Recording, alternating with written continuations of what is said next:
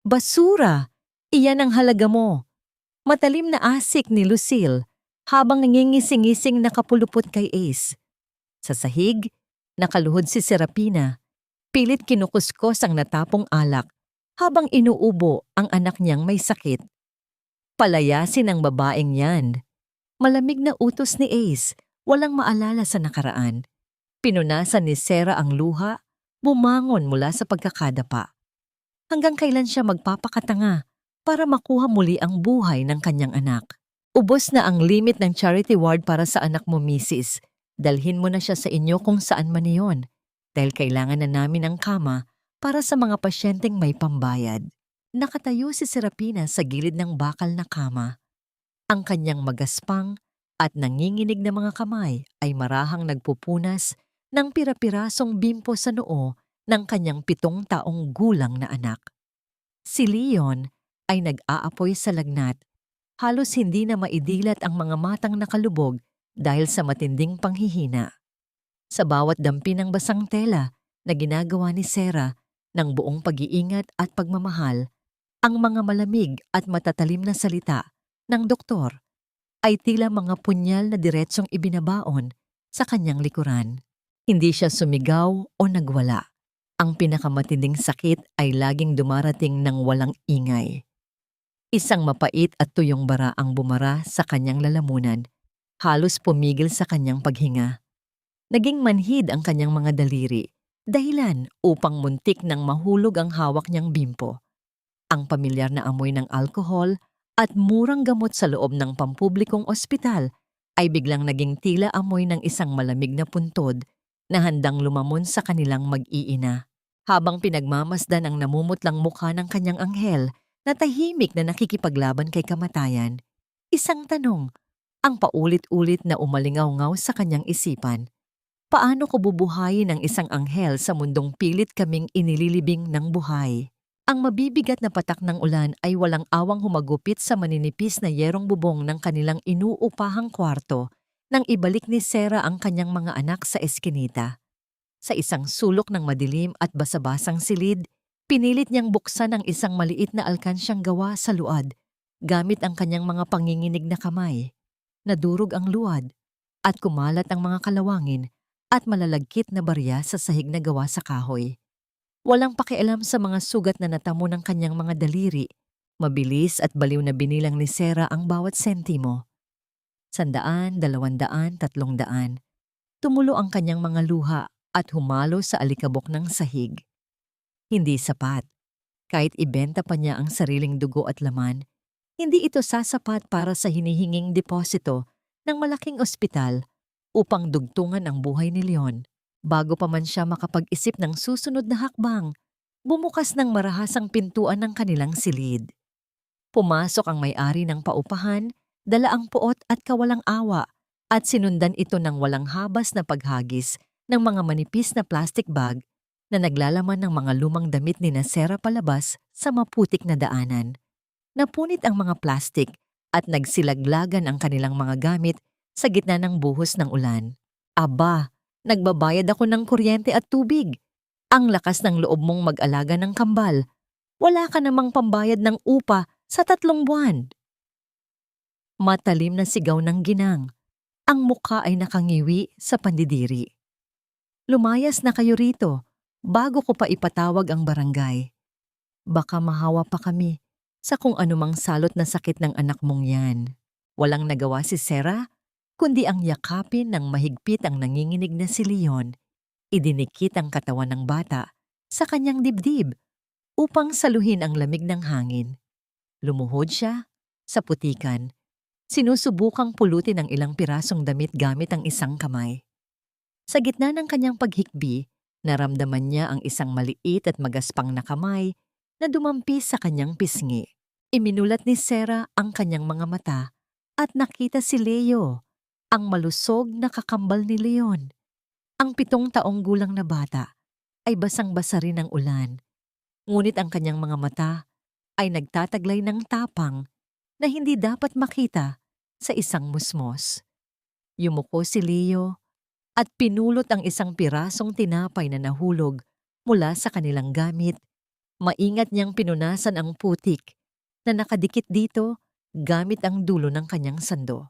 Iniabot niya ito sa bibig ng kanyang natutulog na kapatid bago lumingon sa kanyang ina. Pinunasan ng maliit at maruming kamay ni Leo ang patuloy na umaagos na luha ni Sarah. "Huwag kang umiyak, ma. Malakas na po ako. Pwede na akong magpasa ng gulay sa palengke bukas para may pambili tayo ng gamot ni Leon. Kaya ko pong magtrabaho, ma." Ang mga inosenteng salitang iyon ang tuluyang bumasag sa huling pader ng katatagan ni Sarah. Isang matinding kirot ang tila pumunit sa kanyang dibdib. Bilang isang ina, ang makita ang kanyang anak, napilit inaako ang responsibilidad ng pagiging matanda dahil sa kanyang sariling kakapusan ay ang pinakamatinding parusa sa mundo. Niyakap niya ng mahigpit ang dalawang bata. Ibinaon ang kanyang mukha sa kanilang mga balikat habang hinahayaan ng ulan na itago ang kanyang pagtangis. Mahal na mahal niya ang kanyang mga anak. Ngunit ngayong gabi, napatunayan niyang ang pagmamahal ay hindi nakakabili ng gamot at ang dignidad ay walang halaga kung ang kapalit nito ay ang hininga ng kanyang anak. Dahan-dahan niyang inilapag si Leon sa kandungan ni Leo at inutusan ng bata na yakapin ang kanyang kapatid. Mula sa pinakailalim ng kanyang basang bag, nakapan ang kanyang nanginginig na mga daliri, ang isang bagay na 7 taon na niyang ibinaon sa limot. Isang makapal na tarheta na ninilaw na dahil sa paglipas ng panahon, ngunit ang nakatatak na letrang V na gawa sa ginto ay nananatiling kumikinang na tila ng uuyam. Habang nangangatog ang buong katawan, pinindot niya ang mga numero sa kanyang basag at lumang cellphone. Bawat numero ay tila mga mabibigat na kadenang muling ikinakabit sa kanyang mga paa. Ang matagal na katahimikan sa kabilang linya ay pumiga sa kanyang natitirang lakas. Pagkaraan ng ilang sandali, isang tinig ang bumasag sa katahimikan. Isang boses na matanda, malamig, at nag-uumapaw sa tagumpay at kasamaan. "Sa wakas, sumuuko ka rin, hampas lupa." At kasabay ng tuluyang pagkamatay ng tawag ay ang pagtanggap ni Sarah na ibinenta na niya ang kanyang kaluluwa sa demonyo. Ang lamig ng sahig na gawa sa mamahaling marmol ay tila nanunuot hanggang sa mga buto ni Serapina. Ngunit mas nanlalamig ang kanyang kaluluwa sa mga oras na yon. Nakaluhod siya sa gitna ng naglalakihang mga aranya at nagkikinisang mga muebles ng mansyon ng mga Villa Fuerte, isang lugar na nagmumukhang palasyo para sa iba, ngunit para sa kanya ay isang malawak at magarbong kulungan. Ang kanyang basang damit ay patuloy na tumutulo, lumilikha ng maliit na sanaw ng tubig na sumisira sa perpektong linis ng sahig. Sa kanyang harapan, nakaupo sa isang silyang tila trono si Don Valeriano. Ang matandang lalaki ay humihigop ng mainit na tsa. Walang bahid ng awa ang mga matang nakatingin sa kaawa-awang kalagayan ng mag-iina. Sa gilid ni Sarah, mahigpit na nakayapos sa kanya si Leo habang karga niya ang nanghihinang si Leon. "Tingnan mo ang sarili mo, Serapina." Panimula ng matanda. Ang boses ay kalmado, ngunit may dalang lasong unti-unting pumapatay sa dignidad ng dalaga. "Dinala mo ang mga apo ko sa putikan. Gutom, may sakit at walang kinabukasan. Kung talagang nagmamahal ka bilang isang ina, alam mong ang pananatili nila sa'yo ay ang pinakamalaking kasalanan na magagawa mo sa kanila. Ibinibigay ko sa iyo ang pagkakataong maging dakila. Ibigay mo sa akin ang mga bata at ipinapangako ko sa pinakamagaling na doktor sa buong Asya, gagamutin ang anak mo." Napakagatlabi si Sarah hanggang sa malasahan niya ang sarili niyang dugo. Ang mga salita ng matanda ay isang malupit na panlilinlang na pilit binabaluktot ang katotohanan. Pinapamuka sa kanya na ang kahirapan ay isang sumpa na siya mismo ang may gawa. Isang makapal na dokumento ang inihagis ng abogado sa harapan niya, kasama ang isang gintong pluma.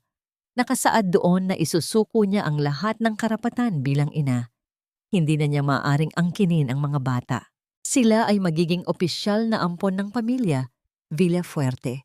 at siya ay mananatiling isang estranghera habang buhay. Kasabay ng pagpatak ng maiinit niyang luha, nanginginig niyang inabot ang pluma. Sa bawat paggalaw ng kanyang kamay at bawat guhit ng pirma sa papel, pakiramdam niya ay unti-unti niyang sinasaktan ang sariling puso. Tahimik siyang napapikit habang nagdarasal sa isip. Patawarin ninyo ako, mga anak. Para sa kaligtasan at kinabukasan ninyo, kailangan kong isakripisyo ang sarili ko. Pagkapatak ng huling tinta, nag-iba ang ihip ng hangin. Mabilis na lumapit ang malalaking gwardiya ng Don. Walang pakundangan nilang hinablot si Leon mula sa mga bisig ni Sarah. Sumunod ay ang sapilitang paghila kay Leo, na pilit ng laban, nanipa, at umiyak ng buong lakas habang tinatawag ang kanyang ina. Sinubukan ni Sarah na tumayo upang muling mayakap ang mga anak kahit sa huling pagkakataon, ngunit buong lakas siyang itinulak ng isang gwardiya. Bumagsak siya sa matigas na sahig. Ang kanyang paningin ay nanlabo dahil sa luha habang pinapanood ang mga pinto ng malaking silid na sumasara.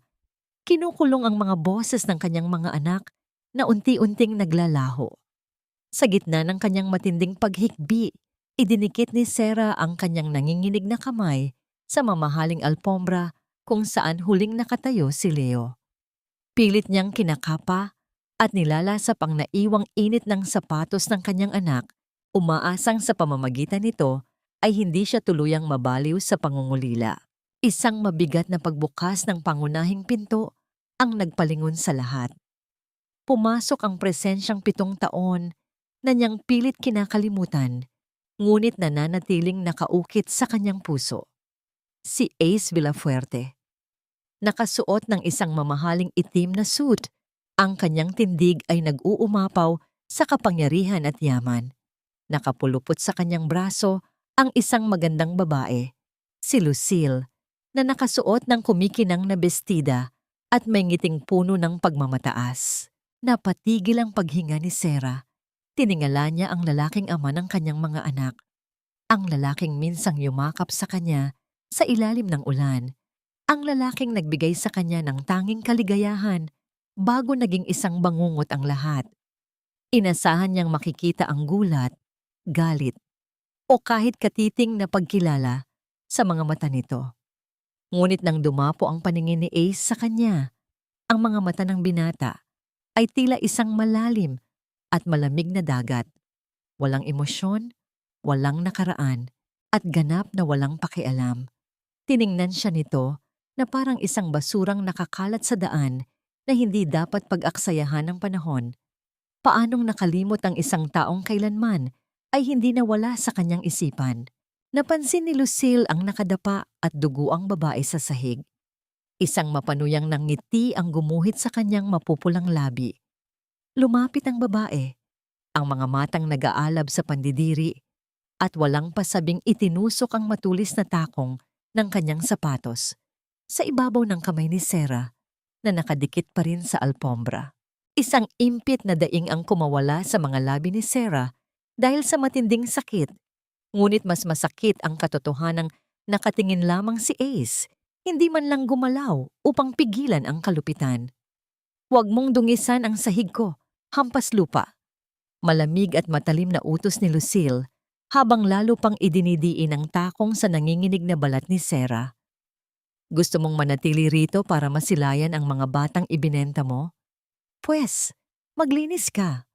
Mula ngayon, isa ka na lamang alila sa pamamahay na ito." Ang namumula at nagdurugong sugat sa kamay ni Sarah ay tila naging marka ng kanyang bagong sumpa. Isang markang laging magpapaalala na sa pag-ibig at kapangyarihan, siya ang habambuhay na talunan. Ang magaspang na tela ng uniforme ng kasambahay ay tila kumikis-kis sa sugatang kaluluwa ni Serapina habang nakaluhod siya sa malamig na sahig ng banyo. Tinanggalan na siya ng pangalan sa loob ng naglalakihang pader na ito. Para sa mga nakatira rito, siya ay walang iba kundi isang hamak na kusinera o yaya. Ang matapang na amoy ng asido at sabon ay walang awang nanunuot sa sariwang sugat sa ibabaw ng kanyang kamay na tinapakan ni Lucille ngunit wala siyang karapatang dumaing. Kanina pa siya inutusan ng mapagmataas na nobya ni Ace na linisin ang mga singit ng baldosa gamit ang kanyang mga hubad na kamay. Bawat pagkuskos niya ay sinasabayan ng hapdi ng kemikal sa kanyang laman, ngunit mas masakit ang pagtitiis na kailangan niyang gawin upang manatili sa iisang bubong kasama ang mga anak na ipinagkait sa kanya. Pagsapit ng gabi, nang matiyak niyang abala ang lahat, palihim siyang pumasok sa malawak at tila malamig na kwarto ng mga bata, dala ang isang mangkok ng mainit na lugaw. Ang silid ay puno ng mga mamahaling laruan, ngunit walang bakas ng init ng isang tahanan. Sa gitna ng malaking kama, nakabaluktot si Leon, nanginginig pa rin dahil sa lagnat.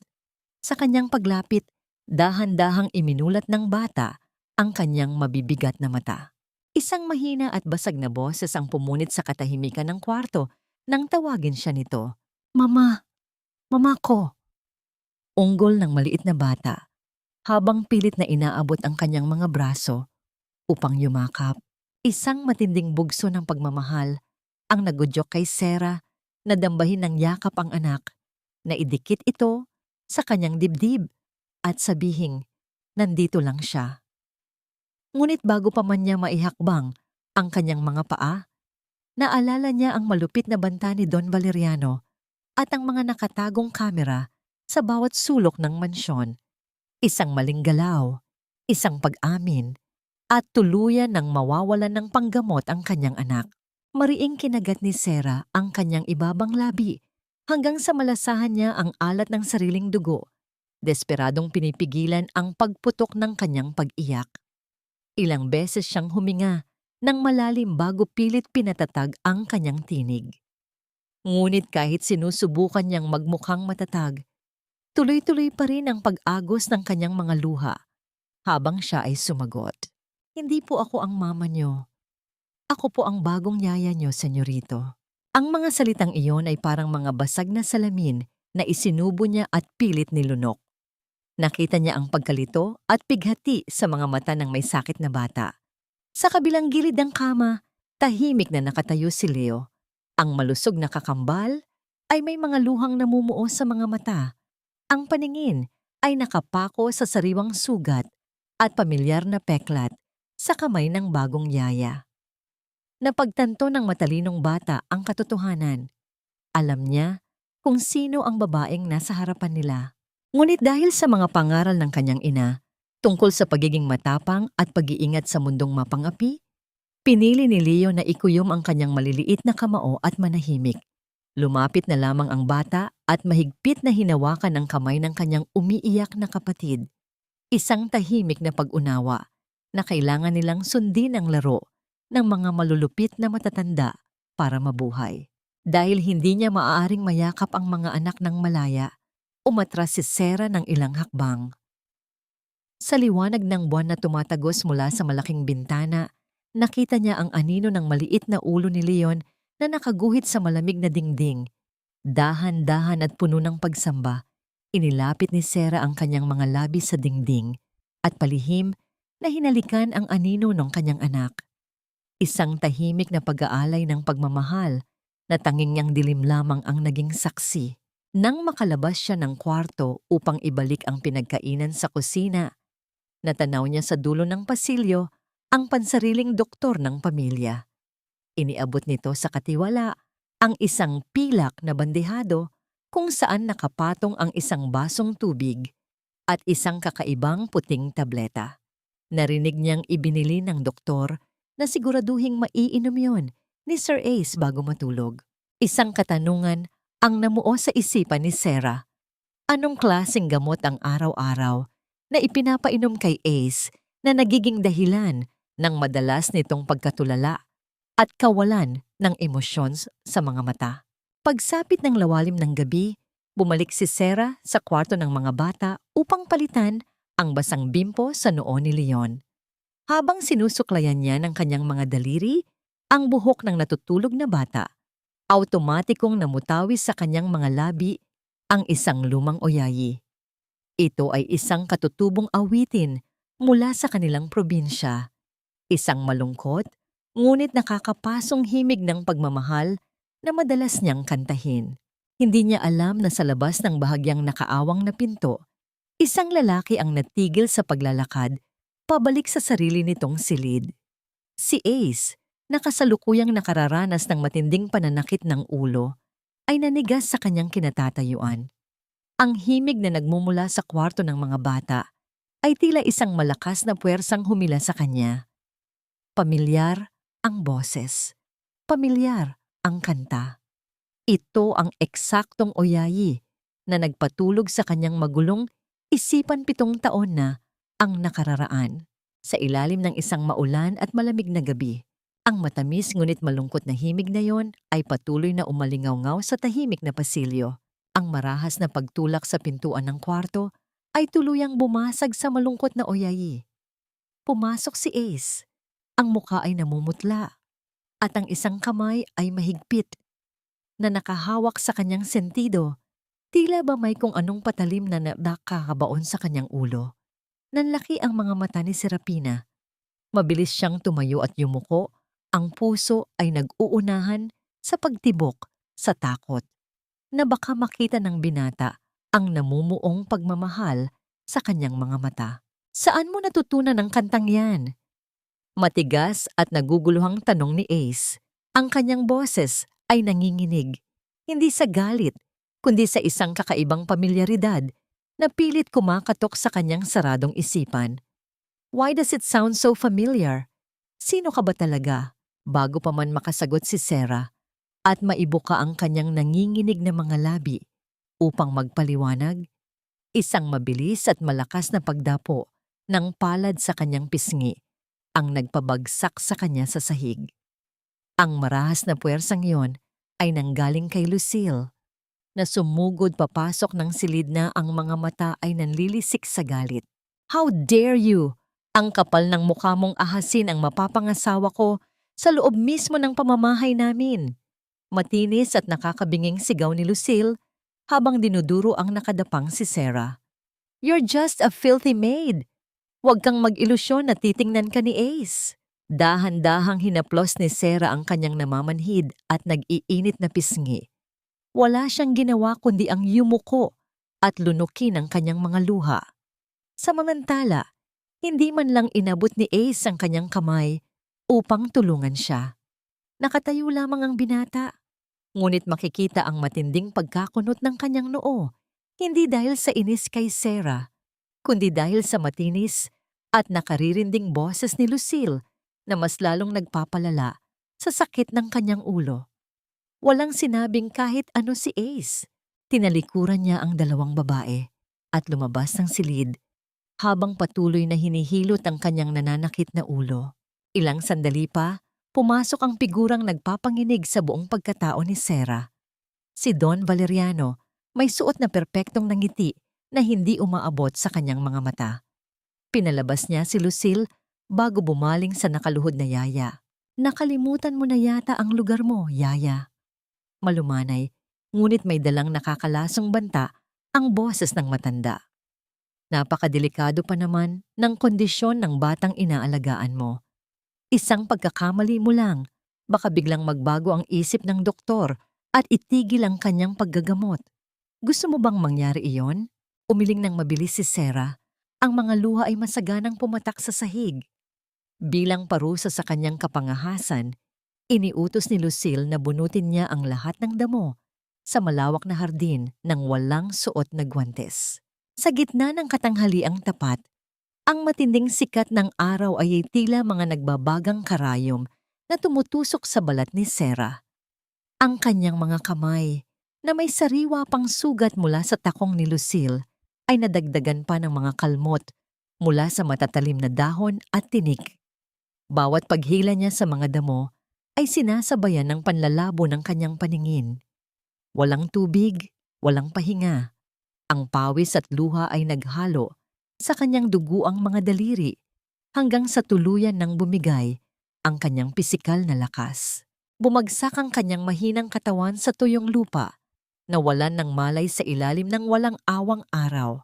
Kinaumagahan, habang naglalakad si Ace sa pasilyo malapit sa hardin, may isang maliit na bagay ang nakapukaw ng kanyang pansin. Isang lumang ipit sa buhok na gawa sa murang plastik at nawalan na ng kulay.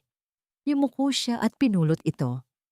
Sa sandaling madampi ang kanyang mga daliri, sa murang bagay na yon, isang matinding kirot ang sumaksak sa kanyang dibdib. Hindi ito pananakit ng ulo, kundi isang pamimigat ng lalamunan na tila gusto niyang umiyak ngunit hindi niya maintindihan kung bakit. Sa kanyang magulong isipan, may isang malabong imahe ng isang babaeng nakangiti habang isinusuot niya ang ipit na ito sa buhok nito sa ilalim ng ulan. Ngunit habang nakatitig si Ace sa ipit, walang nakapansin sa isang kinang ng lente mula sa madilim na sulok ng balkonahe sa ikalawang palapag. Isang taong hindi nakikita ang palihim na kumukuha ng mga litrato ng bawat kilos at reaksyon ng binata. Pagsapit ng gabi, dala ng isang kakaibang puwersang hindi niya maipaliwanag, naglakad si Ace patungo sa madilim at masikip na silid ng mga kasambahay upang ibalik ang nahulog na gamit. Bahagyang nakaawang ang pinto. Bago pa man siya kumatok, napako ang kanyang mga paa sa sahig dahil sa tanawing bumulaga sa kanya. Sa ibabaw ng manipis na papag, nakaupo si Sarah, nakatalikod ang babae at ang mga balikat nito ay mahinang umaalog sa paghikbi. Hawak ng panginginig nitong mga kamay ang isang nilukot na pahina ng lumang magazine kung saan nakaimprenta ang mukha ni Ace. Palihim at tahimik na humahagulgol si Sarah habang paulit-ulit na hinahaplos at hinahalikan ang nilukot na litrato ng lalaking nakatayo mismo sa likuran niya. Hindi lang pala ahas ang babaeng ito, kundi isang mahusay na aktres. Mapait na bulong ni Lucille habang nakadungaw mula sa bahagyang bukas na pinto ng kwarto ni Serapina. Sa loob ng maliit at masikip na silid, hindi na malaya ni Sarah ang presensya ng dalawa. Mabilis niyang itinago ang nilukot na litrato ni Ace sa ilalim ng kanyang manipis na unan nang marinig ang yabag ng mga paa. Ang kanyang mga mata ay namumula pa rin at ang kanyang hininga ay putol-putol dahil sa katatapos lang na paghikbi. Paglingon niya, bumulaga sa kanya ang mapanuyang mukha ni Lucille at ang naguguluhang anyo ni Ace. Sinisilip mo ba ang mapapangasawa ko habang wala kaming malay? Asik ni Lucille, ang boses ay puno ng lason. O baka naman gumagawa ka na ng plano kung paano mo siya mananakawan bago ka lumayas dito? Hindi nakaimik si Sarah. Nakatingin lang siya kay Ace. Nagmamakaawa ang mga mata na sana ay wag itong maniwala. Ngunit ang binata ay umiwas ng tingin. Ang kanyang mga kamao ay nakakuyom habang muling nararamdaman ang matinding pintig sa kanyang ulo.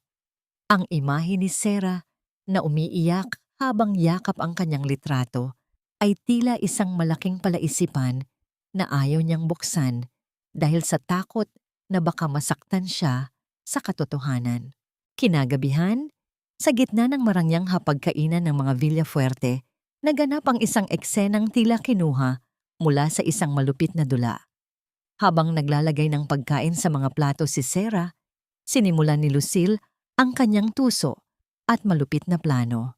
Alam mo ba, Don Valeriano? Panimula ni Lucille habang marahang hinihiwa ang kanyang karne, nabalitaan ko mula sa mga dating kakilala ng bagong yaya na ito na siya pala ay isang babaeng walang dangal.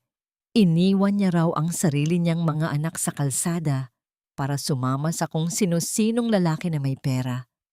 At ngayong wala na siyang mahutot, nagpapanggap siyang kawawa para makapasok sa mansyong ito.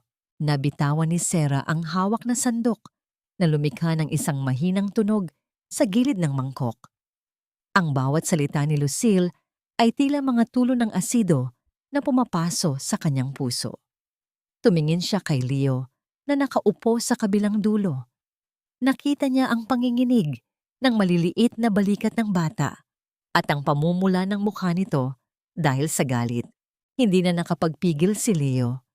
Sa gitna ng katahimikan, marahas niyang binitiwan ang kanyang tinidor na tumama sa mamahaling porselana ng kanyang plato. Sinungaling po kayo.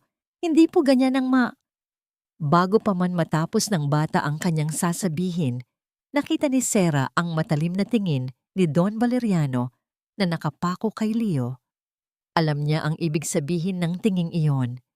Isang banta na anumang oras ay maaari niyang ilayo ang bata o itigil ang gamutan ni Leon. Sa gitna ng takot at pagmamahal, mabilis na lumapit si Sarah at lumuhod sa paanan ni na Lucille at Ace. Patawad po, Senyorito Ace. Patawad po, Ma'am Lucille. Tama po kayo. Ako ay isang masamang babae.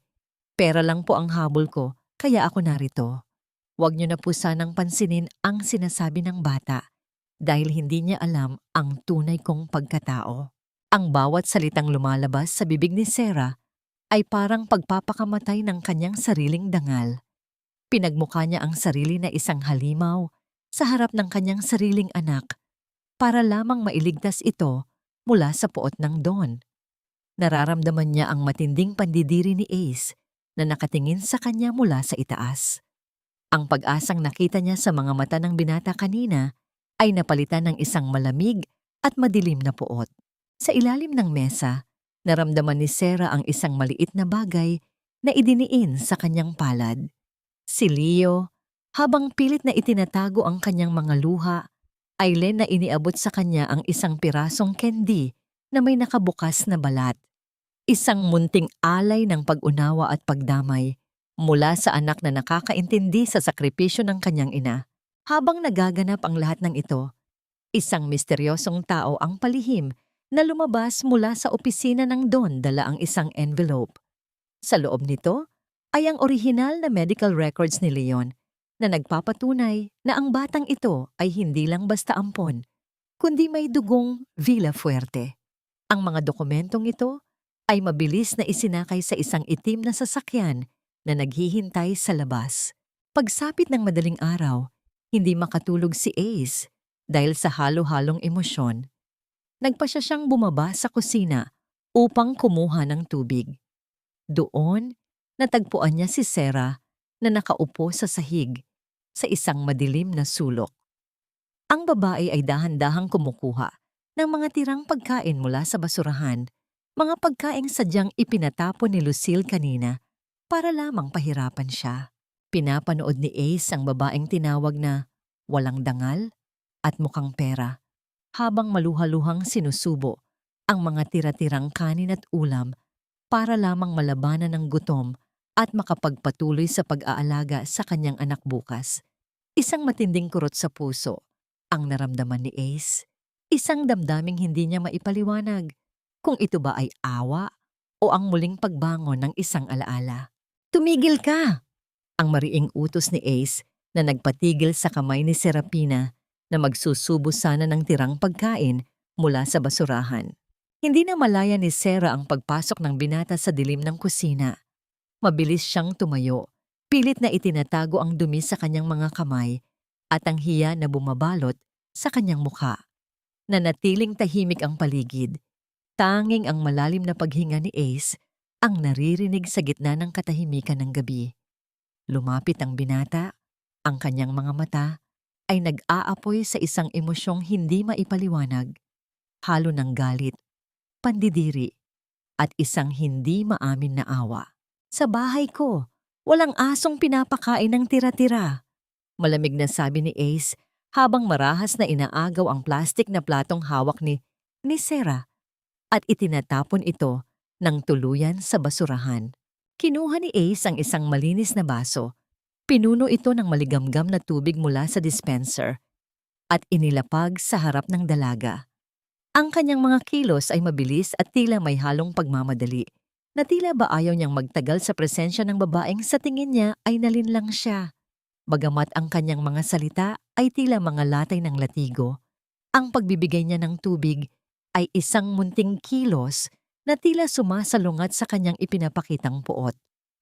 Tinalikuran niya si Sarah nang walang imik, iniwan ng dalaga na may luhang nangingilid sa mga mata habang hawak ang mainit na baso na tila ba yun ang tanging init na natanggap niya sa loob ng 7 taon. Kinaumagahan, sa loob ng opisina ni Don Valeriano, naging saksi si Sarah sa isang tagpong nagpabago sa kanyang tingin kay Ace.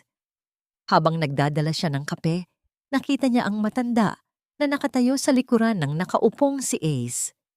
Ang mga kamay ni Don Valeriano ay mahigpit na nakadiin sa mga balikat ng kanyang apo, isang kilos na tila pagmamahal, ngunit sa katotohanan ay isang paraan ng pagkontrol.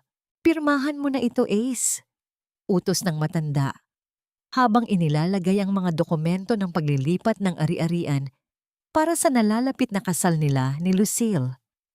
Ito ang nararapat para sa pamilya. Huwag mong biguin ang iyong lolo. Nakita ni Sarah ang panginginig ng mga daliri ni Ace habang hawak ang panulat. Ang binata ay mukhang pagod. Ang kanyang mga mata ay tila nawawalan ng liwanag. Bago pa man makapirma, kinuha ng matanda ang isang maliit na lalagyan ng gamot at sa pilitang inabutan ng tableta si Ace. Isang anaman o pampakalma ayon sa matanda. Ngunit alam ni Sarah na ang bawat pag-inom ni Ace ay lalong naglalayo sa kanyang tunay na sarili. Sa sandaling iyon, napagtanto ni Sarah na si Ace ay hindi rin malaya. Siya ay isang bilanggo sa gintong kulungan ng kanyang sariling dugo. Nang makaalis ang matanda, pumasok si Ace sa banyo ng opisina nang hindi napapansing nakamasid pa rin si Sarah mula sa bahagyang nakaawang na pinto. Doon, nakita niya ang isang kilos na nagbigay sa kanya ng pag-asa. Sa halip na inumin ng gamot, marahas na itinapon ni Ace ang tableta sa loob ng banyo at hinila ang tubig upang ito ay tuluyang maglaho. Ang refleksyon ni Ace sa salamin ay nagpapakita ng isang lalaking nagsisimula nang lumaban sa dilim na bumabalot sa kanyang isipan. Habang naglilinis sa silid ng Don, napansin ni Sarah ang isang maliit na kahon na gawa sa mahogany na palaging nakakandado sa loob ng cabinet. Sa tuwing hahawakan ito ng matanda, may kakaibang takot at pag-iingat sa kanyang mga mata. Ano ang itinatagong sikreto ng kahong ito tungkol sa mga magulang ni Ace at sa nakaraan na pilit binubura ni Don Valeriano? Ngunit ang katahimikan ng mansyon ay biglang nabasag ng isang nakapanghihilakbot na tunog mula sa kwarto ng mga bata. Isang mabilis at sunod-sunod na pagkalampag ng bakal na kama. Mabilis na tumakbo si Sarah patungo sa silid at doon ay nakita niya si Leo na nakahiga. Ang buong katawan ay nanginginig at nagko-convulsion. Ang mga mata ng bata ay tumitirik at ang kanyang paghinga ay tila napuputol. "Leon! Anak!" Sigaw ni Sarah. Nakalimutan na ang lahat ng banta. Binuhat niya ang bata at mabilis na tumakbo patungo sa pintuan ng opisina ni Don Valeriano. Buong lakas siyang kumatok. Ang kanyang mga kamao ay tila masusugatan na sa tindi ng paghampas sa matigas na kahoy. "Don Valeriano, maawa po kayo. Ang anak ko. Hindi siya makahinga. Kailangan po natin ng ambulansya." Pagmamakaawa ni Sarah, ang boses ay puno ng pait at takot. Ngunit mula sa loob ng silid, narinig niya ang malamig na boses ng matanda na nakikipagtawanan sa kanyang mga panauhing politiko. Isang maikling tugon lamang ang lumabas mula sa loob. "Huwag kang istorbo, Yaya. Maraming mahahalagang tao rito. Dalhin mo ang bata sa kusina at bigyan mo ng tubig, mawawala rin yan." Naramdaman ni Sarah ang paglamig ng katawan ni Leon sa kanyang mga bisig habang patuloy ang walang awang pagbaliwala ng matanda. Sa gitna ng desperasyon, tumingin siya sa dulo ng pasilyo at nakita ang anino ni Ace na papalapit. "Bitawan mo ang anak ko. Tulungan niyo kami." Ang boses ni Serapina ay tila isang punyal na humihiwa sa katahimikan ng marangyang pasilyo. Sa kanyang mga bisig, ang katawan ni Leon ay patuloy na naninigas. Ang maliliit nitong mga binti ay sumisipa sa kawalan, habang ang mga mata ay nananatiling nakatirik. Isang mabilis na agos ng dugo ang biglang dumanak mula sa ilong ng bata. Pumatak ito sa mapuputing damit ni Sarah at sa makintab na sahig. Sa sandaling iyon, ang mundo ni Sarah ay tila huminto sa pag-ikot. Ang tanging naririnig niya ay ang mabilis na tibok ng sariling puso na punong-puno ng takot. Bumukas ang pintuan ng opisina, ngunit hindi ang Don ang lumabas. Si Lucille ang humarang sa pintuan. Ang kanyang mga mata ay nanlilisik habang nakatingin sa dugo ang bata. Ano ba itong iskandalong ginagawa mo? Kita mong may mga importanteng bisita ang Don. At tingnan mo ang ginawa mo. Nadungisan mo ang mamahaling carpet na galing pa sa Europa. Ma'am, nakikiusap po ako. Mamamatay ang anak ko. Hikbi ni Sarah. Lalong isiniksik ang mukha ng anak sa kanyang dibdib. Bago pa man makasagot ng mas masakit si Lucille, isang malakas na puwersa ang tumulak sa kanya sa gilid. Si Ace. Ang kanyang mukha ay kasing puti ng papel. Ang kanyang mga mata ay nakapako sa nanginginig na katawan ni Leon. Walang sabi-sabing kinuha ni Ace ang bata mula sa mga bisig ni Sarah. Ang bigat ng bata sa kanyang mga braso ay tila naging isang pamilyar na pasanin na matagal na niyang hinahanap. Ace, saan mo dadalhin ang batang yan? May meeting ka pa. Sigaw ni Lucille, ngunit hindi siya nilingon ng binata. Ihanda ang sasakyan. Ngayon na.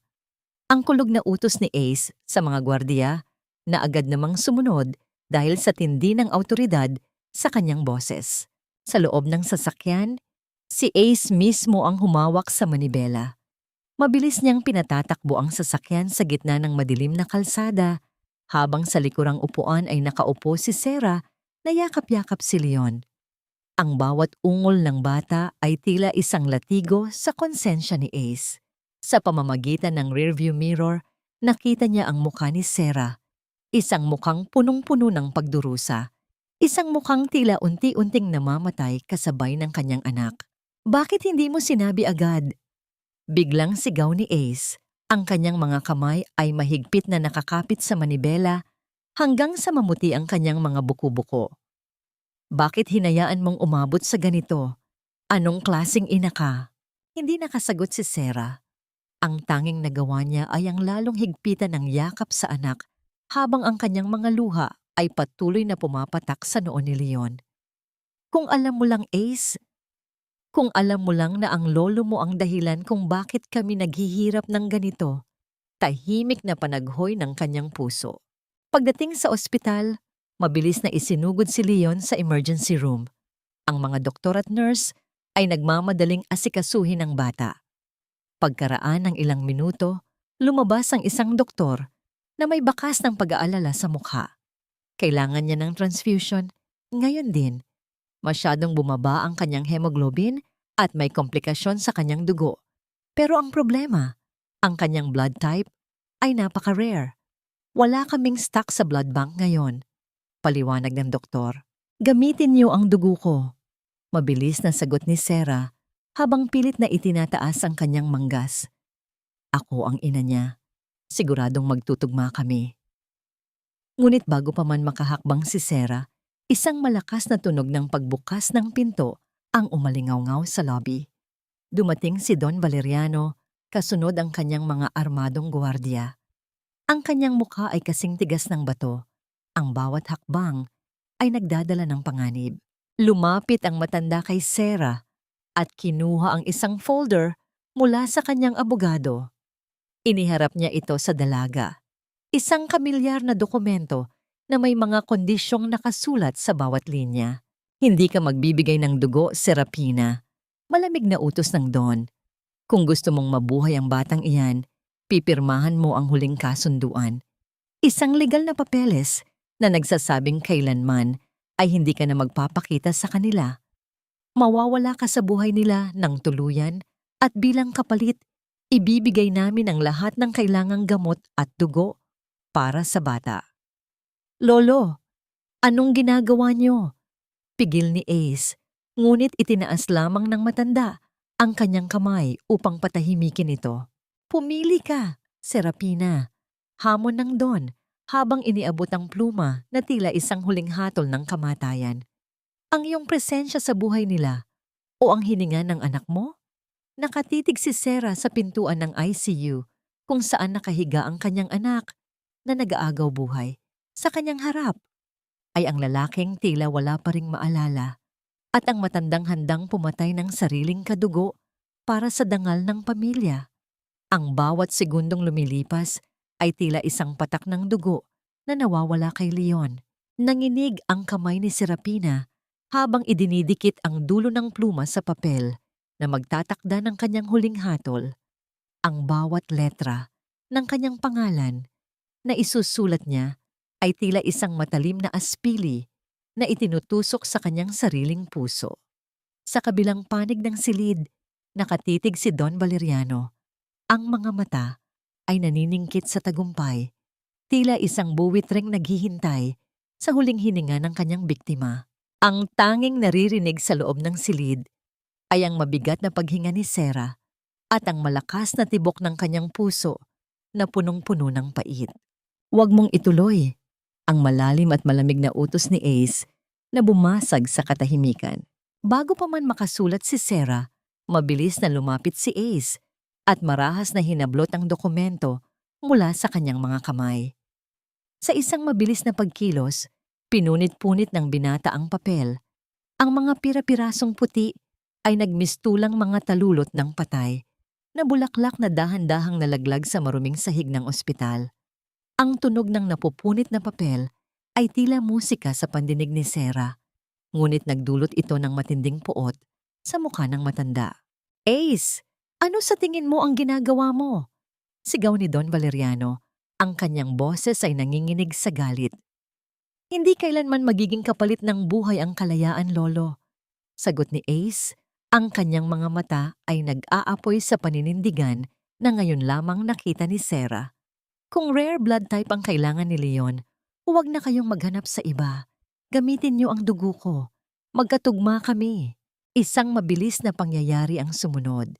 Inihanda ng mga nurse ang mga kagamitan sa loob ng isang pribadong silid. Doon, magkatabing inihiga si Ace at ang maliit na si Leon. Habang ang pula at mainit na likido ay dahan-dahang dumadaloy mula sa braso ni Ace patungo sa tubo na nakakabit sa bata, tila may isang hindi nakikitang tulay ang muling nabubuo sa pagitan ng dalawang kaluluwa. Pinagmamasdan ni Sarah ang tagpong iyon mula sa bintana ng pinto. Ang kanyang mga kamay ay nakadiin sa salamin. Pilit na inaabot ang kanyang mag-ama sa pamamagitan ng kanyang paningin. Pumasok ang doktor upang suriin ang daloy ng dugo. Lumapit ito kay Ace at bumulong ng sapat lamang upang marinig ng binata. Napakaganda ng pagtanggap ng katawan ng bata sa dugo mo, Sir Ace. Hindi lang ito basta tugma. Para silang iisang salamin. Sa tanang buhay ko sa medisina, ganito lamang kaperpekto ang resulta kung ang nagbibigay ay ang tunay na magulang. Tila tumigil ang mundo ni Ace sa narinig. Napatingin siya sa natutulog na mukha ni Leon. Ang hugis ng ilong nito, ang kurba ng mga labi, at ang pamilyar na tila may nakatagong lungkot sa mga mata. Ang lahat ng ito ay tila isang malaking pahiwatig na pilit binubura ng mga gamot na ipinapainom sa kanya. Pagkatapos ng transfusion, lumabas si Ace na medyo nanghihina pa. Doon ay sinalubong siya ng isang malakas na sampal mula kay Don Valeriano. Ang tunog ng pagdapo ng palad sa pisngi ni Ace ay umalingaw-ngaw sa tahimik na pasilyo ng ospital. Wala kang utang na loob. Sinisira mo ang lahat ng plano ko para sa pamilyang ito dahil sa isang hamak na batang ampon. Bulyaw ng matanda. Hindi gumalaw si Ace. Nanatili siyang nakatayo ng tuwid, ang kanyang pisngi ay namumula. Ngunit ang kanyang mga mata ay nananatiling uling sa dilim. Hindi siya basta ampon para sa akin, Lo. At hinding-hindi niyo na ako mapipilit na uminom muli ng mga gamot na yon. Nang makatulog ang lahat, palihim na pumasok si Sarah sa silid ni Leon. Nakita niya si Ace na nakaupo sa tabi ng kama, ang ulo ay nakasandal sa gilid ng unan ng bata. Sa gitna ng mahimbing na pagtulog ni Leon, dahan-dahang gumalaw ang maliit nitong kamay at mahigpit na hinawakan ang hintuturo ni Ace. Papa! Papa! Ang mahina at paos na bulong ni Leon sa gitna ng kanyang panaginip. Nakita ni Sarah ang pagtulo ng isang butil ng luha mula sa nakapikit na mga mata ni Ace. Isang sandali ng purong katotohanan na hindi kayang burahin ng anumang yaman o kapangyarihan. Ngunit sa labas ng silid, nakatayo si Lucille sa dilim ng pasilyo. Hawak niya ang kanyang cellphone at sa screen nito ay nakabukas ang isang audio file. Isang boses na kamukhang-kamukha ng kay Sarah ang naririnig, nagsasabing, "Gagamitin ko lang ang mga bata para makuha ang lahat ng yaman ng mga Villafuerte. Wala akong pakialam sa kanila." Isang mapanirang na ngiti ang gumuhit sa mga labi ng babae. Isang huling alas na handa niyang ilabas upang tuluyang wasakin ang anumang nabuong ugnayan sa pagitan ng mag-anak. "Lumuhod ka at dilaan mo ang sapatos ko hampas lupa." Ang mga salitang iyon ni Lucille ay tila isang malakas na sampal na bumasag sa kislap ng mga kristal na aranya sa loob ng malawak na ballroom ng mga Villafuerte. Gabi iyon ng kanilang marangyang party para sa engagement. Isang selebrasyon na puno ng mga taong ang suot ay nagkakahalaga ng milyon. Ngunit ang mga puso ay tila gawa sa matigas na bato. Sa gitna ng lahat, nakatayo si Serapina, nakasuot ng kanyang kupas na uniforme ng kasambahay, habang ang mga kamay ay nanginginig sa paghawak ng pilak na tray na puno ng mga baso ng mamahaling alak. Sadyang ipinatid ni Lucille ang kanyang paa nang dumaan si Sarah, dahilan upang matumba ang dalaga at tumapo ng pulang alak sa mamahaling puting bestida ng donya. Ang tunog ng nababasag na kristal sa sahig ay tila hudyat ng simula ng isang malupit na palabas. Lahat ng mga panauhin ay napatigil. Ang kanilang mga mata ay nakapako sa kaawa-awang kalagayan ni Sarah na ngayon ay nakaluhod sa gitna ng maraming tao. "Tingnan mo ang ginawa mo. Alam mo bang mas mahal pa ang suot ko kaysa sa buhay mo at ng mga anak mo?" Sigaw ni Lucille. Ang mukha ay nakangiwi sa galit at pandidiri. "Linisin mo yan. Gamitin mo ang dumi ng damit mo para punasan ang sapatos ko. Ngayon na." Wala nang nagawa si Sarah kundi ang sumunod. Sa harap ng daan-daang tao na nanonood at bumubulong, dahan-dahan niyang iniyuko ang kanyang katawan. Ginamit niya ang laylayan ng kanyang uniforme upang kuskusin ang sapatos ni Lucille. Ang bawat pagkuskos niya ay sinasabayan ng mahihina at pigil na hikbi.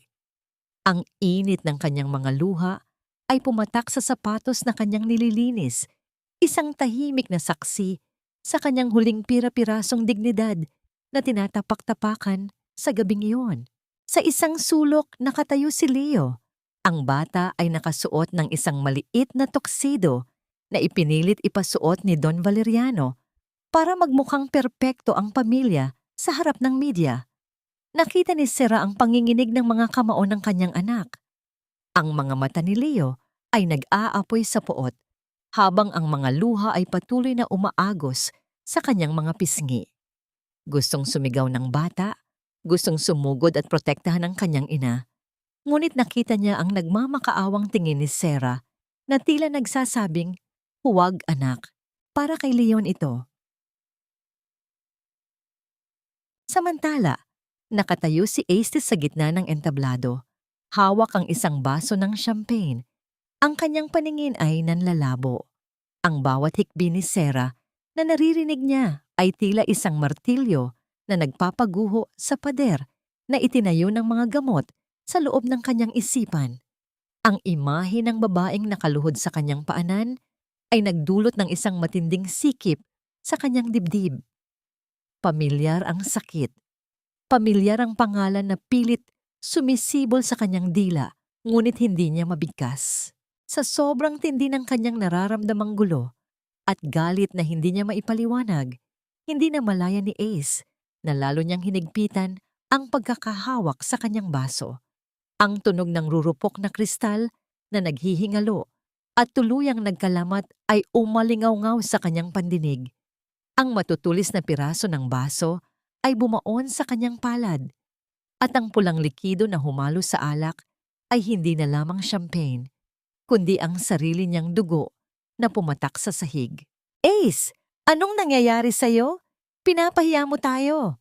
Bulong ni Don Valeriano na lumapit sa kanya Ang boses ay puno ng babala. Ngunit bago pa man makasagot ang Don, isang malakas na kalampag ang narinig mula sa malaking pintuan ng ballroom. Ang lahat ng ulo ay lumingon. Doon, sa gitna ng liwanag, nakatayo ang maliit at maputlang si Leon. Ang bata ay nakasuot pa rin ng puting damit mula sa ospital. Ang kanyang mga paa ay hubad at marumi, at ang kanyang mukha ay basang-basa ang luha. Mukhang tumakas ito mula sa kanyang kwarto at naglakad ng malayo para lamang mahanap ang tanging taong nagbibigay sa kanya ng lakas. Tumakbo si Leon ng buong bilis patungo sa gitna ng sirkulo, lampas sa mga nagugulat na bisita, at buong lakas na yumakap sa leeg ng kanyang inang nakaluhod pa rin sa sahig. "Mama, mama ko, huwag niyo po siyang saktan." Ang nag-iisang sigaw ni Leon na tila isang kulog na nagpatahimik sa buong mansyon. Ang salitang mama ay umalingaw-ngaw sa bawat sulok ng silid, tila isang sumpa na tuluyang bumasag sa lahat ng kasinungalingan ng mga Villafuerte. Ang katahimikan na sumunod ay naging masakit at nakabibingi.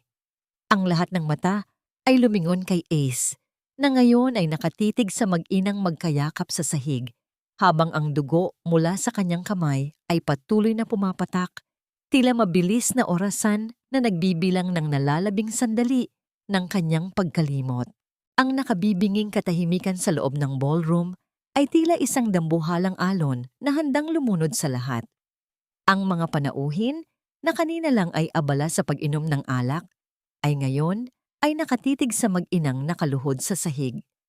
Ang salitang mama na nagmula sa mga labi ni Leon ay tila isang sumpa na nagpabagsak sa mga pader ng kasinungalingan na 7 taong itinayo ng pamilya Villafuerte. Nanilisik ang mga mata ni Lucille habang nararamdaman ang bawat tingin ng mga tao sa kanya. Ang kahihiyan ay tila isang apoy na pumapaso sa kanyang balat. Dahil sa takot na mawala ang lahat ng kanyang pinaghirapan, mabilis siyang humakbang patungo kay Leon. Bago pa man makakilos ang sinuman, itinaas ni Lucille ang kanyang kamay at marahas na idinapo ang kanyang palad sa pisngi ng maliit at maputlang bata upang patahimikin ito. Ang tunog ng balat na tumama sa balat ay umalingaw-ngaw sa buong silid, na sinundan ng mahinang daing ni Leon na tumalsik ng bahagya dahil sa lakas ng pagkakasampal. Sa sandaling iyon, may kung anong pisi ang napatid sa loob ng pagkatao ni Serapina. Ang takot na nagkulong sa kanya sa loob ng maraming taon ay napalitan ng isang nag-aapoy na puot na nagmula sa pinakamalalim na bahagi ng kanyang pagiging ina. Mabilis siyang bumangon mula sa pagkakaluhod. Ang kanyang mga mata ay naglalabas ng kislap na tila isang leon na handang pumatay para sa kanyang anak. Bago pa man maibaba ni Lucille ang kanyang kamay, isang malakas at mabilis na sampal ang iginanti ni Sarah, dahilan upang mapalingon ang ulo ng Donya at halos mawalan ito ng balanse sa kanyang suot na mataas na takong. "Huwag na huwag mong hahawakan ang anak ko!" Ang nag-uumapaw sa galit na sigaw ni Sarah. Ang boses niya ay hindi na ang boses ng isang mahiyain at takot na kasambahay. Ito ang boses ng isang babaeng wala nang balak pang umatras. "Ilabas ang baliw na babaeng yan!" Ang maugong na utos ni Don Valeriano mula sa itaas ng entablado. "Mga gwardiya, kunin niyo ang babaeng yan at ang mga bata. Isakay niyo sila sa sasakyan at dalhin sa ospital ng mga may sira sa isip." Mapanganib siya. Mabilis na lumapit ang mga armadong gwardiya. Hinahablot ang mga braso ni Sarah habang ang iba naman ay pilit na hinihiwalay ang mga bata sa kanya. Ang ballroom ay naging isang magulong eksena ng paghila at pagtulak. Ngunit sa gitna ng kaguluhan, isang boses ang muling nagpatahimik sa lahat. Isang boses na nagmula sa gitna ng kadiliman ng damdamin. "Tumigil kayong lahat!" Ang kulog na sigaw ni Ace. Lumakad si Ace patungo sa gitna. Ang kanyang mga mata ay nakapako sa folder na hawak ng kanyang abogado. Nakapapasok pa lamang ng pinto. Kinuha niya ang mga dokumento at itinaas ito upang makita ng lahat. Ang kanyang mga kamay ay hindi na nanginginig. Ang bawat salita sa papel na yon, ang resulta ng DNA test na lihim niyang ipinagawa at ang tunay na medical records ni Leon ay tila mga sulo na nagbigay linaw sa kanyang naguguluhang isipan. Hindi siya baliw, lolo? Malamig na sabi ni Ace habang nakatitig ng diretso sa matanda. At ang mga batang ito ay hindi basta ampon. Sila ay mga Villafuerte. Sila ang mga anak ko. Isang maugong na bulungan ang muling sumabog sa loob ng silid. Nagtakip ng mukha si Lucille habang si Don Valeriano naman ay unti-unting namumutla. Ang kanyang mga kamay ay mahigpit na nakakapit sa hawakan ng kanyang upuan. Mabilis na lumapit si Ace, kina Leo at Leon. Iniyuko niya ang kanyang katawan at niyakap ang dalawang bata nang sabay.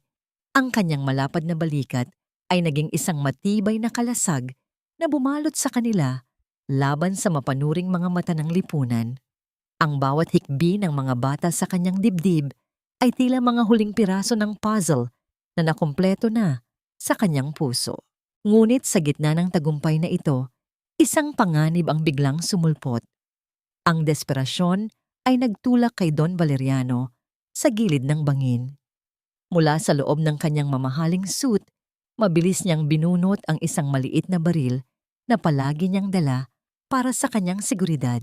Ang kintab ng bakal sa ilalim ng ilaw ay nagdulot ng panibagong sindak. Itinutok ng matanda ang dulo ng baril sa direksyon ni Sarah. Ang kanyang mga mata ay puno ng pagkabaliw at pait. Hinding-hindi ko papayagang masira ang pangalan ng pamilyang ito dahil sa isang hamak na babaeng tulad mo. Mas mabuting mawala ka na lang. Huwag, lolo!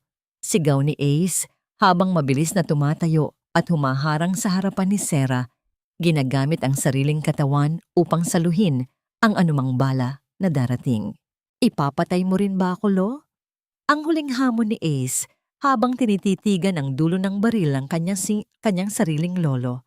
Isang nakabibinging putok ang biglang umalingaw-ngaw sa bawat sulok ng mansyon na sinundan ng basag na tunog ng isang malaking salamin sa likuran. Ang amoy ng pulbura ay mabilis na humalo sa amoy ng alak at pabango sa loob ng ballroom. Ang nakabibinging putok ng baril ay tila nagpatahimik sa buong mundo, ngunit ang dumanak na dugo ay hindi nagmula sa dibdib ni Ace, kundi sa kanyang kanang balikat na bahagyang nasagi ng bala. Ang pirapirasong kristal mula sa malaking salamin sa likuran ay bumagsak sa sahig, na lumikha ng tunog na tila mga kristal na luha ng isang gumuhong imperyo. Sa gitna ng usok ng pulbura, nakatayo pa rin si Ace, matatag at hindi natitinag, habang ang kanyang mga braso ay nananatiling nakayakap sa nanginginig na katawan ni Serapina at ng kanilang mga anak. Ang mga panauhin ay nagkakagulo, ngunit ang mga lente ng mga nakatagong kamera ng media na kanina palihim na ipinasok ng mga kakampi ni Ace ay hindi tumigil sa pagkuha ng bawat segundo ng kalupitan ni Don Valeriano. Ang imahe ng isang makapangyarihang matanda na nagtatangkang pumatay ng sariling apo at isang inang walang laban ay mabilis na kumalat na naging mitya ng pagbagsak ng pangalang Villafuerte. Tapos na ang laro mo, lolo. Ang malamig at basag na tinig ni Ace ang bumasag sa tensyon. Dahan-dahan niyang kinuha ang kanyang gintong singsing na may tatak ng pamilya at inihulog ito sa sahig. Ang tunog ng pagtama ng ginto sa marmol ay tila huling hininga ng kanyang katapatan. Iyon na ang pera mo. Iyon na ang apelyido mo. Iyon na ang lahat ng karangyaan mong bulok. Mas pipiliin ko pang maging mahirap kasama sila kaysa maging tagapagmana ng isang demonyong tulad mo. Bumaling si Ace kay Lucille na ngayon ay nanginginig sa takot sa isang sulok. At ikaw, Lucille, huwag mong isiping makakatakas ka. Ang lahat ng dokumento ng pagnanakaw mo sa pondo ng kumpanya at ang pakikipagsabuatan mo para lasunin ang isipan ko ay nasa kamay na ng mga awtoridad. Wala ka na nang babalikan. Isang malakas na kulog ang umalingaw-ngaw mula sa labas, kasabay ng biglang pagbuhos ng malakas na ulan na tila gustong hugasan ang lahat ng dumi sa loob ng mansyong yon. Walang lingon-likod na hinawakan ni Ace ang kamay ni Serapina, habang ang isa niyang kamay ay karga ang mahinang si Leon. Si Leo naman ay mahigpit na nakakapit sa laylayan ng kanyang pantalon. Sa bawat hakbang nila palabas ng malaking pintuan, ang marangyang liwanag ng ballroom ay iyan-unting napapalitan ng dilim at lamig ng gabi. Nang makarating sila sa labas, ang ulan ay walang awang humahagupit. Ngunit sa unang pagkakataon, sa loob ng 7 taon, naramdaman ni Sarah na siya ay malaya.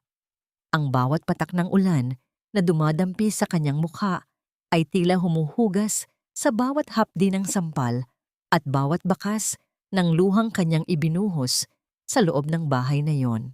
Naramdaman ni Sarah ang init ng isang bagay na ipinatong sa kanyang mga balikat. Hinubad ni Ace ang kanyang mamahaling itim na vest at maingat na itinalukbong ito sa ulo ni Sarah at ng mga bata upang protektahan sila sa lamig. Ang amoy ng pabango ni Ace na humalo sa amoy ng ulan ay nagbigay kay Sarah ng isang uri ng seguridad na matagal na niyang ipinagkait sa sarili. Si Ace mismo ang tumanggap ng buhos ng ulan. Ang kanyang puting polo ay basang-basa at dumidikit sa kanyang balat na nagpapakita ng sugat sa kanyang balikat na patuloy na binubura ng tubig ang agos ng dugo.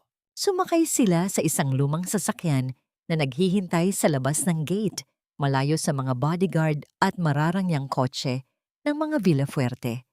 Habang papalayo sila sa naglalakihang bakal na pintuan ng mansyon, nakita ni Sarah sa huling pagkakataon ang anino ni Don Valeriano na nakatayo sa balkonahe, mag-isa, matanda, at unti-unting nilalamuon ng dilim.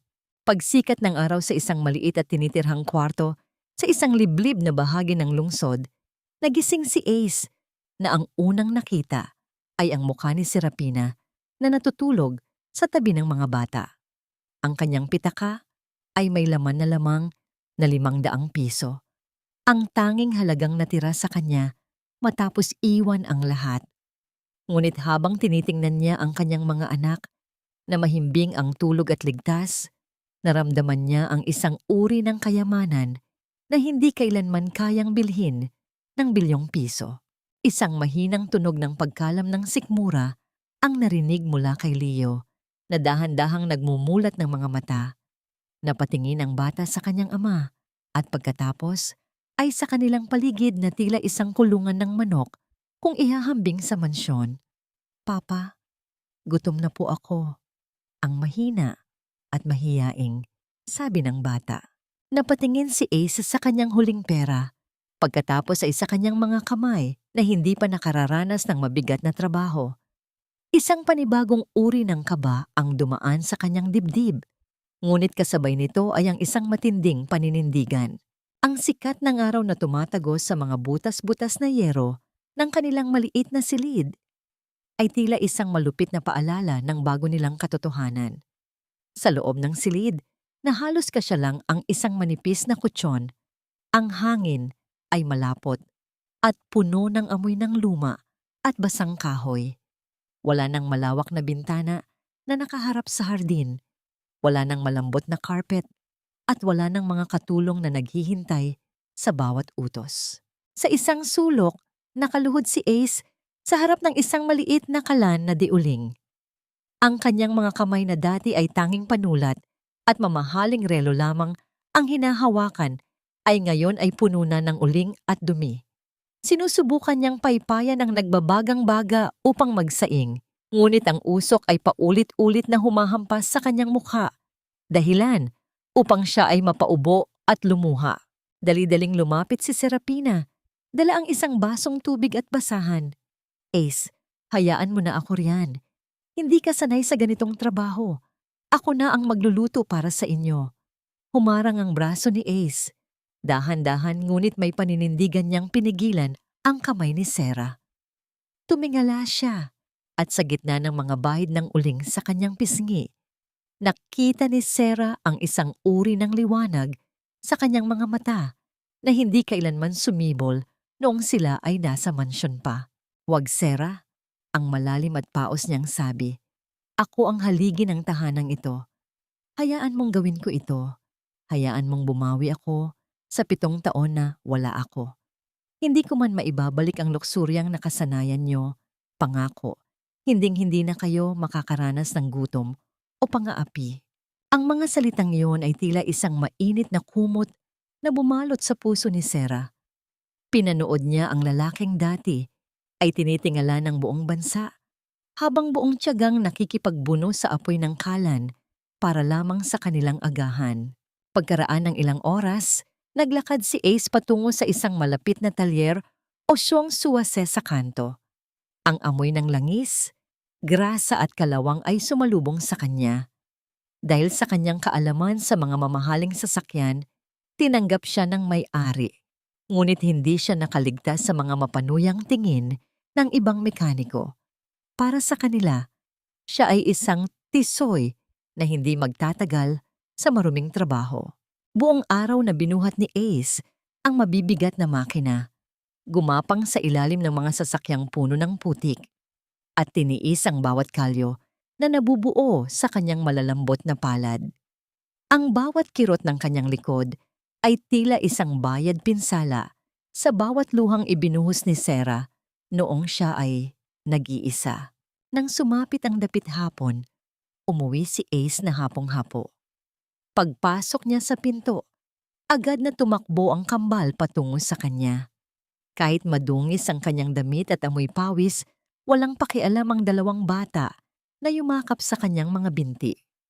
Pinaupo nila si Ace sa isang maliit na bangkito at nagsimulang masahihin ang kanyang mga balikat gamit ang kanilang maliliit at malalambot na kamay.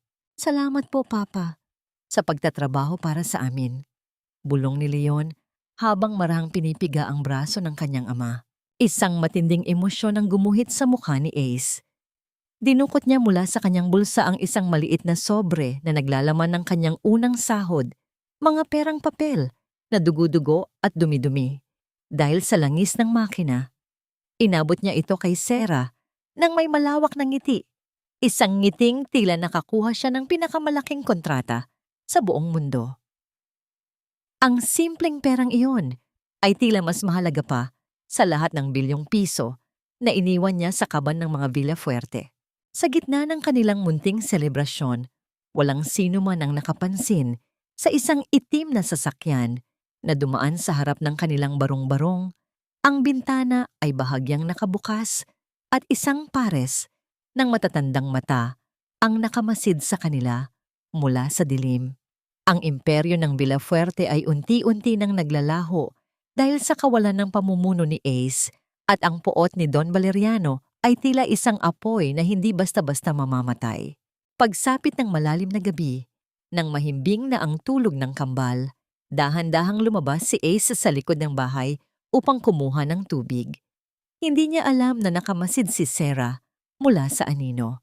Nakita ng dalaga ang panginginig ng mga kamay ni Ace habang pilit na itinatago ang isang matinding paso sa kanyang braso na nakuha niya mula sa isang mainit na radiator sa talyer.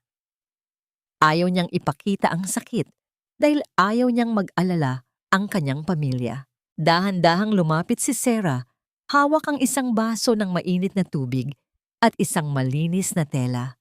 Kinuha niya ang braso ni Ace at sinimulang linisin ang sugat ng buong ingat. Ang bawat dampi ng malambot na tela sa balat ni Ace ay tila isang tahimik na pangako ng pagmamahal. Nag-angat ng tingin si Ace at sinalubong ang mga mata ni Sarah. Sa gitna ng dilim at katahimikan ng gabi, ang tanging maririnig ay ang mabilis na tibok ng kanilang mga puso. Hinawakan ni Ace ang kamay ni Sarah at marahan itong inilapit sa kanyang mga labi. Idinidikit ang kanyang mukha sa palad ng babaeng 7 taon niyang nakalimutan, ngunit ngayon ay ang tanging dahilan ng kanyang paghinga. Mamatay na ang lolo mo, Ace. Wala na siyang kahit na ano, kundi ang pangalan mong kinalimutan na niya.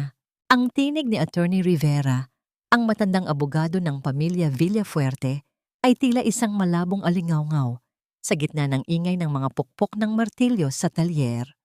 Nakatayo ang abogado sa tapat ng maliit na talyer ni Ace. Ang kanyang mamahaling sapatos ay nababalutan na ng alikabok at putik mula sa kalsada ng komunidad. Sa likuran niya ay ang huling marangyang sasakyan na pagmamay-ari pa ng kumpanya, isang sasakyang tila hindi kabilang sa mundo ng langis at grasa na kinalalagyan na ngayon ni Ace. Pinunasan ni Ace ang kanyang mga kamay na puno ng itim na langis gamit ang isang lumang basahan. Tiningnan niya ang abogado nang walang bakas ng gulat o pagnanais na bumalik. Sa loob ng ilang buwan, ang balita tungkol sa pagbagsak ng imperyo ng Villafuerte ay naging bukambibig sa bawat sulok. Tinakasan sila ni Lucille, dala ang malaking bahagi ng kanilang pondo, at ang mga investor ay isa-isang nagsialisan nang mawala ang tiwala sa pamumuno ng isang matandang nilamon na ng sariling kayabangan. Sabihin mo sa kanya, attorney. Simula ni Ace, ang boses ay kalmado at may lalim ng isang taong nakahanap na ng tunay na kapayapaan, na pinapatawad ko na siya, pero sabihin mo rin na hinding-hindi na kami babalik. Ang yaman na tinutukoy nyo ay naging mitya lamang ng pagkasira ng aking pagkatao at ng aking pamilya. Dito, sa gitna ng dumi at hirap, doon ko nahanap ang tunay na kalayaan. Sa kabila ng kanyang matigas na paninindigan, nagpasya pa rin si Ace na isama si Serapina at ang kambal sa huling pagkakataon upang dalawin ang Don sa ospital. Hindi ito para sa pera, kundi para sa isang formal na pagtatapos ng isang masakit na kabanata. Sa loob ng isang malamig at puting silid ng ospital, nakahiga ang dati ay makapangyarihang Don Valeriano. Ang kanyang katawan ay tila naging isang tuyong dahon, ang kanyang balat ay naninilaw, at ang kanyang mga mata ay wala ng kislap ng awtoridad. Nang pumasok ang mag-anak, dahan-dahang gumalaw ang kanyang mga labi, ngunit walang boses na lumabas. Lumapit si Ace at hinawakan ang nangangatog na kamay ng kanyang lolo. Pinapatawad kita, Lo. Ngunit ang kapatawarang ito ay hindi nangangahulugan ng pagbabalik sa dati. Ang buhay na pinili ko ay malayo sa kapangyarihang pilit mong itinanim sa akin. Pinapatawad kita dahil ayaw ko nang dalhin ang bigat ng galit sa pagsisimula ng aking bagong buhay. Isang butil ng luha ang dahan-dahang gumulong mula sa mga mata ng Don habang nakatingin siya kina Leo at Leon. Ang dalawang bata, na dati ay tinitingnan niya lamang bilang mga gamit para sa kanyang ambisyon, ay ngayon ay puno ng buhay, kulay at pagmamahal na kailanman ay hindi niya nagawang ibigay o maranasan. Ang katahimikan sa loob ng VIP room ay tila isang mabigat na pagsisisi na hindi na kailanman mabubura ng anumang halaga ng pera. Pagkalabas ng ospital, naramdaman ni Ace ang isang kakaibang gaan sa kanyang dibdib. Habang naglalakad sila patungo sa kanilang maliit na talyer, ang sikat ng araw sa dapit hapon ay nagbibigay ng gintong kulay sa paligid. Hindi nagtagal, ang kanyang maliit na negosyo ay nagsimulang makilala dahil sa kanyang katapatan at husay. Bagaman pagod sa maghapong pagtatrabaho, ang bawat patak ng pawis ni Ace ay may katumbas ng ngiti mula sa kanyang pamilya. Isang gabi, matapos ang isang matagumpay na araw sa talyer, naghanda si Ace ng isang simpleng hapunan sa maliit na bakuran sa likod ng kanilang bahay. Naglagay siya ng ilang pirasong ilaw na luma na nagbibigay ng banayad na liwanag sa paligid. Ang amoy ng nilulutong ulam ni Sarah ay humahalo sa amoy ng mga bulaklak sa paligid. Habang naglalaro ang kambal sa isang tabi, dahan-dahang lumapit si Ace kay Serapina. Kinuha niya ang mga kamay ng dalaga, ang mga kamay na dumanas ng hirap at pangaapi, ngunit nanatiling malambot sa bawat paghaplos sa kanya. Sa gitna ng katahimikan ng gabi, dahan-dahang lumuhod si Ace sa harap ni Sarah. Ang isang tuhod ay nakabaon sa tuyong lupa. Dinukot niya mula sa kanyang bulsa ang isang maliit na bagay. Isang nihinag na singsing na gawa lamang sa simpleng pilak at may maliit na bato na binili niya mula sa kanyang pinag-ipunan sa loob ng ilang buwan na pagtatrabaho bilang mekaniko. Serapina, ang pabulong ng ngunit matatag na simula ni Ace Ang kanyang mga mata ay nakapako sa mga mata ng babaeng nagturo sa kanya kung paano tunay na magmahal. 7 taon tayong pinaghiwalay ng tadhana at ng mga maling desisyon. Binigay mo sa akin ang lahat kahit wala akong maibabalik noon. Ngayon, wala akong bilyon-bilyong piso, wala akong mansyon, at wala akong kapangyarihan. Ngunit meron akong isang pusong handang maglingkod sa iyo at sa ating mga anak hanggang sa huling hininga ko. Sera, tatanggapin mo ba ang isang hamak na mekanikong tulad ko bilang iyong katuwang habambuhay? Will you marry me? Ang bawat patak ng luha ni Sera na dahan-dahang dumadaloy sa kanyang mga pisngi ay tila mga hiyas na mas nagniningning kaysa sa anumang diamante sa mundo. Ang malambing na tunog ng batingaw mula sa lumang simbahan ng kanilang parokya ay tila isang banal na paanyaya na bumabalot sa buong komunidad. Hindi ito ang marangyang katedral na madalas puntahan ng mga Villafuerte kung saan ang bawat sulok ay puno ng ginto at ang bawat panauhin ay tila nagpapataasan ng katayuan.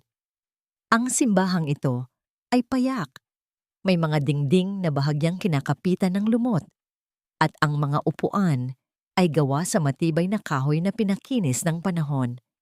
Ngunit para kay Serapina, ito ang pinakamagandang lugar sa buong mundo dahil dito ay tatanggapin niya ang basbas ng pag-ibig na 7 taon niyang ipinaglaban sa gitna ng dusa at luha.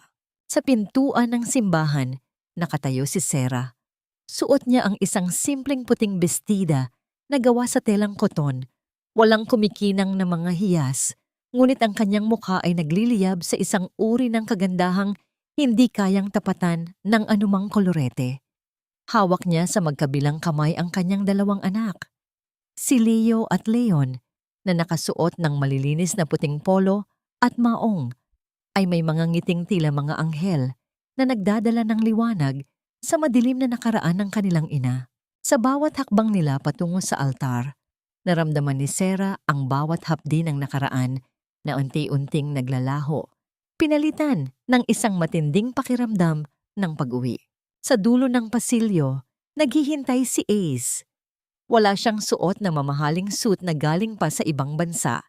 Sa halip, suot niya ang isang simpleng barong Tagalog na maayos na nakaplansa. Ang kanyang mga kamay, na may mga bakas pa ng kalyo mula sa pagtatrabaho sa talyer, ay mahigpit na nakahawak sa isa't isa habang pinagmamasdan ang papalapit na babaeng itinuturing niyang kanyang buhay. Nang magtagpo ang kanilang mga mata, ang mundo sa paligid ay tila naglaho. Wala na ang mga mapanghusgang tingin, wala na ang banta ng don, at wala na ang laso ng kasinungalingan. Nang iabot ng kambal ang kamay ng kanilang ina kay Ace, naramdaman ng binata ang isang uri ng kuryente na nagmula sa palad ni Sera. Isang init na nagsasabing sila ay buo na muli.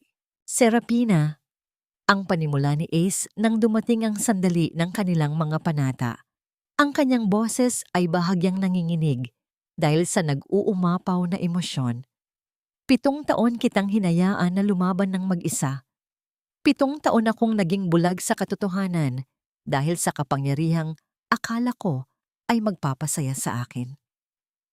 Ngunit ngayon, sa harap ng Diyos at ng ating mga anak, ipinapangako ko na ang mga kamay na ito, na dating tanging ginto lamang ang hinahawakan, ay siyang magtatrabaho, magluluto, at papahid sa bawat luha mo. Hindi ko maibibigay sa iyo ang mundo, ngunit ibibigay ko sa iyo ang isang tahanang puno ng katapatan at pagmamahal na hinding-hindi na muling mababasag. Hindi na napigilan ni Sera ang pag-agos ng kanyang mga luha habang nakikinig sa bawat salita ni Ace. Ace, ang kanyang sagot, ang boses ay tila isang malambing na himig na nagmumula sa kailaliman ng kanyang kaluluwa. 7 taon kitang hinintay, hindi dahil sa iyong yaman, kundi dahil sa lalaking nakilala ko sa ilalim ng ulan. Ngayon, sa ating pagsasama, wala akong ibang hangad, kundi ang makasama ka sa bawat hirap at ginhawa. Ikaw ang aking pahinga, ang aking tahanan, at ang aking lahat.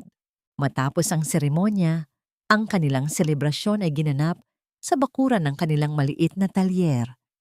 Ang mga mesa ay puno ng simpleng handa, pansit, kakanin, at mga pagkaing luto ng kanilang mga kapitbahay na naging pamilya na rin nila.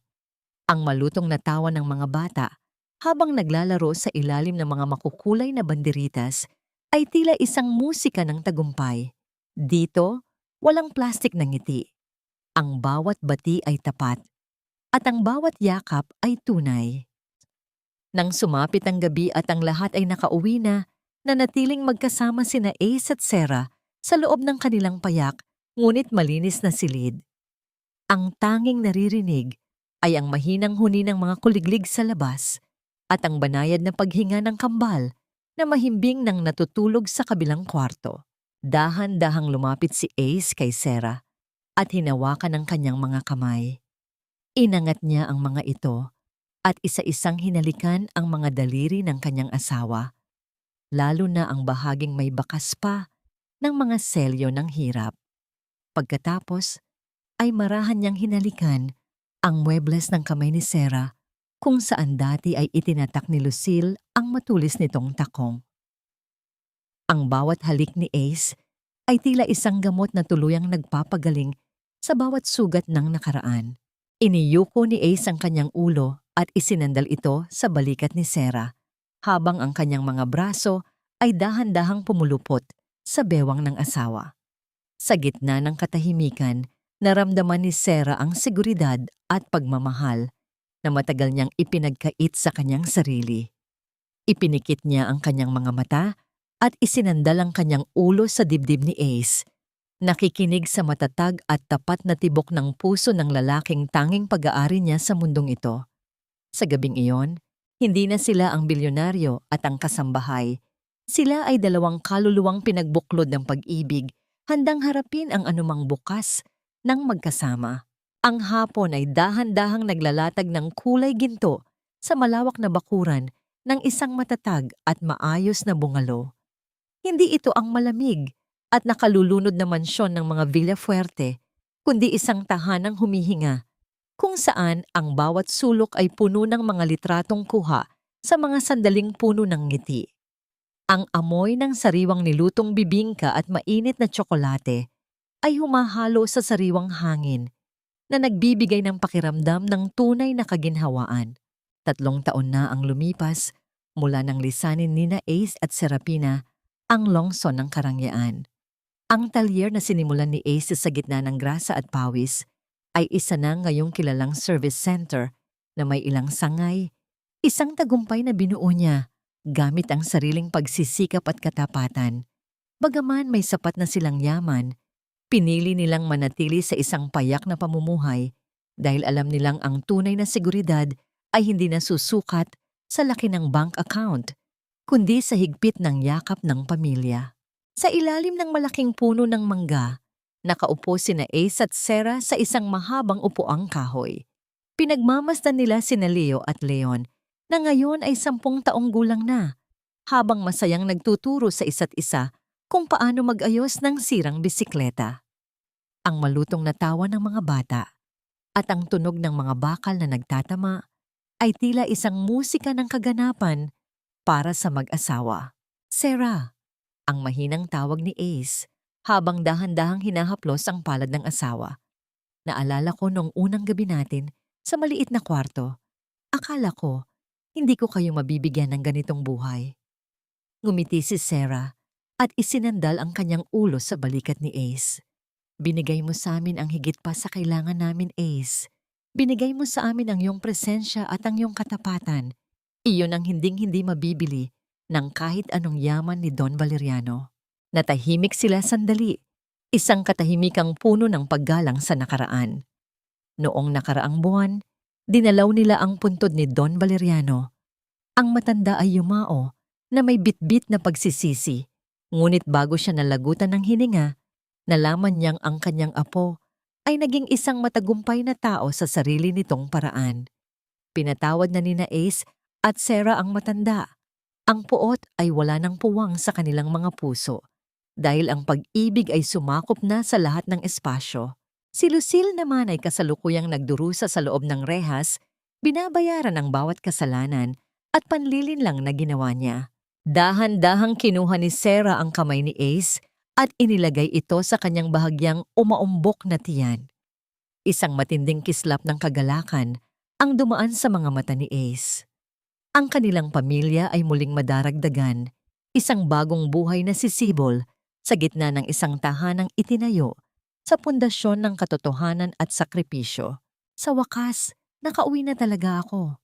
Bulong ni Ace bago marahang halikan ng noo ni Sarah. Ang bawat tibok ng kanilang puso ay nagkakaisa. Isang pagpapatunay na ang pag-ibig na dumaan sa apoy ay siyang pinakanagniningning na ginto. Ang araw ay tuluyan ng lumubog, ngunit ang liwanag sa loob ng kanilang tahanan ay hinding-hindi na muling magdidilim. Dahil natutunan nila na ang tunay na tagumpay ay hindi ang pag-akyat sa tuktok ng kapangyarihan, kundi ang pagbaba upang abutin ang kamay ng mahal sa buhay at sabay na bumuo ng isang bukas na puno ng pag-asa.